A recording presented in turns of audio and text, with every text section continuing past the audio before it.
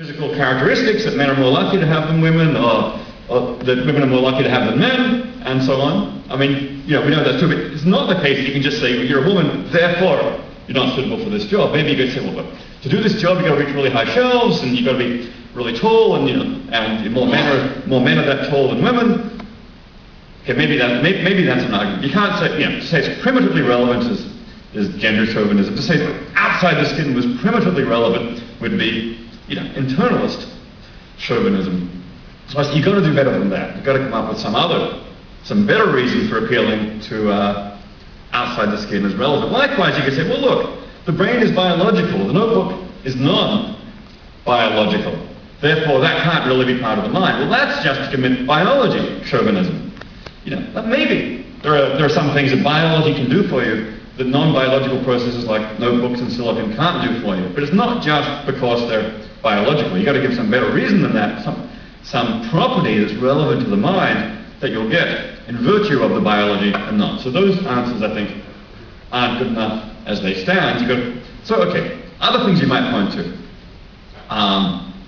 You might say Otto's notebook is unreliably available or not always present. He takes a shower, it'll disappear. He'll have to put it down. Maybe he'll lose the notebook. It's a lot harder to lose your biological memory.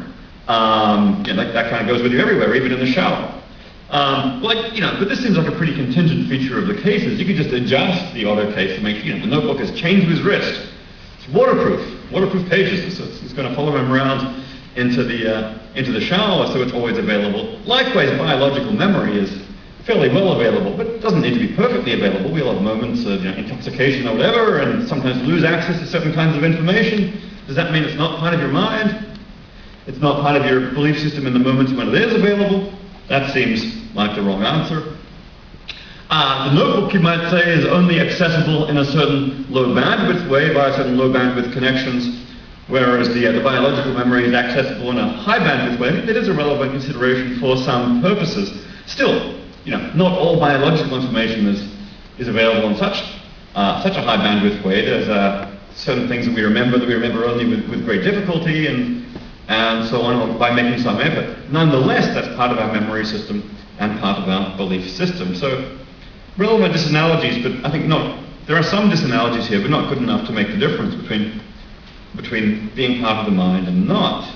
Some analogies, what are some of the features that make the notebook a good candidate to be part of the mind, whereas not every old thing out there in the world is such a good candidate? Well, the notebook is constantly coupled to Otto.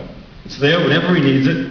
He uses it constantly. It's reliably available for him. Wherever it becomes relevant, it's right there, and he'll use it. The contents of the notebook are used automatically by Otto and endorsed immediately upon access. He doesn't need to think, is what's in the notebook right or wrong? He just endorses it immediately. That's pretty well the way memory works for us. That's how the notebook is working. The contents thereby guide his action. That's the way memory works for us. A fifth thing, which is a somewhat questionable relevance as an analogy, is the property that everything that's made it into Otto's notebook is something that he has previously consciously endorsed. Now, you might question the necessity of that criterion as a criterion, say, for belief. Maybe we can have certain subliminal, sorry, that was George Bush moment.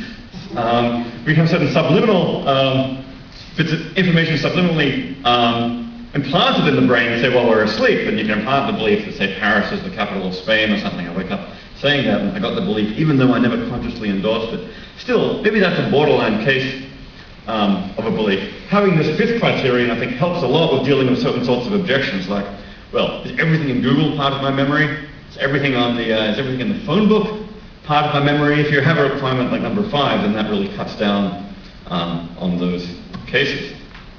Now, ever since that paper came out 10 years ago, there have been lots and lots of objections from various people, most of which actually I haven't found terribly strong, and that's actually had the effect of increasing my confidence in this extended mind thesis. It's managed to survive the process of raising of objections by smart people.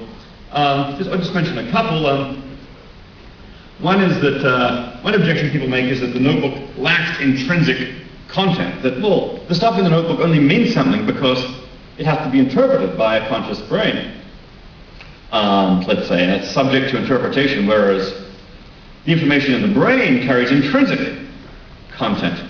Well, I mean, my own view is that's not quite right, even about the brain. What it is that makes anything really mean anything is the role. It does have something to do with conscious interpretation and understanding, but in virtue of what does a memory, and say stored in some biological memory system, count as a memory of the museum being on 53rd Street or Paris being in France? What makes it mean what it does, in my view, is its potential connections to, well, to conscious thought and indeed to action. It doesn't have that content intrinsically, it has it in virtue of its role. Well, if that's right, what goes for biological memory also goes for the notebook. It has its meaning and its content in virtue of its role, its connections to consciousness, its connections to action. But no difference here between the notebook and biological memory. Some people have said, well, look, external memory obeys different laws. Maybe the kinds of power laws you find, say, for learning in the average human learning and memory case don't apply to the external memory. Well, maybe that's right, but a couple of points. One, we know there's lots and lots of memory systems already which obey all kinds of different principles, and we all know about explicit and implicit memory and procedural and declarative memory and working memory, and on you go, all of it. So if it turns out that external memory should be counted as a different memory system, not so bad. Likewise, if it turns out that, I think it also turns out that we come across people, say, on Mars, or different, artificially intelligent creatures, or other cognitive creatures with memory systems that obey laws different from ours. We don't therefore want to say they don't have minds, they're not believing, they don't have memories. That would be to commit a certain kind of human chauvinism, that memory has to obey the laws of certain specific laws of human memory.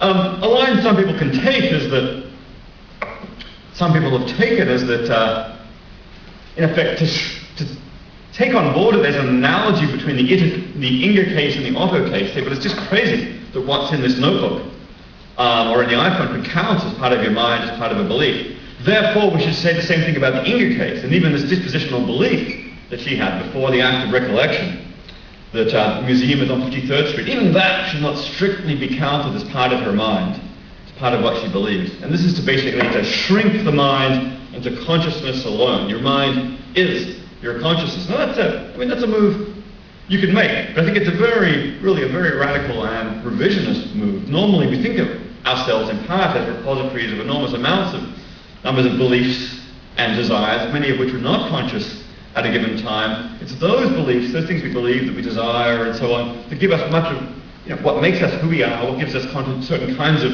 continuity from moment to moment, whereas what's in our consciousness is extremely choppy. It comes and it goes and it disappears, and so on. So to say that all that's truly mental is what's in our consciousness and get rid of all that other stuff, I think would be really radically revisionary, and probably far more revisionary than the extended mind view. So I'll set that one aside. Still, I do have a certain kind of ambivalence about the extended mind thesis here. Actually, the original paper which Andy and I wrote had a footnote attached to it which said the authors are listed in order of their degree of belief in the central thesis. And it was by Clark and Chalmers. So some people took this to mean that I reject the whole thesis and was basically on board as a hired gun for someone else's thesis. Let's see if we can come up with some arguments or something. Actually, that's not quite the case. I find it a very attractive thesis with a lot going for it. I'm inclined to be sympathetic, but I've always had a certain kind of ambivalence about it. I'm going to try to articulate some of the one main source for that ambivalence here. A worry is that there's a potential principle difference, I think, between the Inga and the Otto case, which is that Otto's connection to his notebook is mediated by perception and by action, whereas Inga's is not.